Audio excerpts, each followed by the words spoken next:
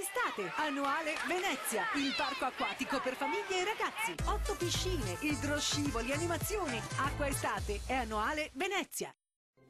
Caldo in attenuazione sull'Italia, il tempo sarà in prevalenza stabile ma con qualche disturbo su alcuni settori delle nostre regioni. Vediamo il dettaglio. Sul Veneto tanto sole e bel tempo, cieli completamente sereni sulle aree pianeggianti centro-orientali, un po' più di nubi sui settori alpini e sulle pianure più a ovest, ma saranno del tutto innocue. Vediamo anche le temperature, le massime risultano essere comprese tra i 28 e i 35 gradi, minime sui 18-24 gradi circa.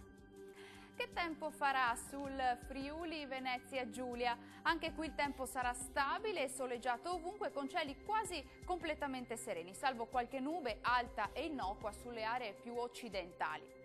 Le temperature massime risultano essere comprese tra i 30 e i 34 gradi, minime attese tra i 18 e i 21 gradi circa.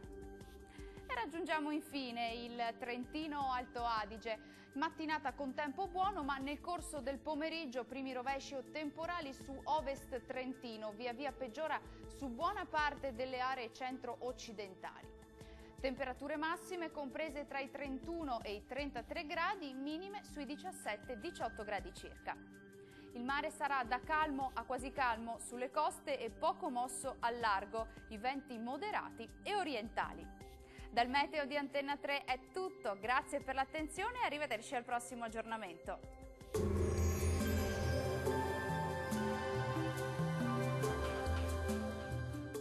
Acqua Estate, annuale Venezia, il parco acquatico per famiglie e ragazzi. 8 piscine, idroscivoli, animazioni. Acqua Estate è annuale Venezia.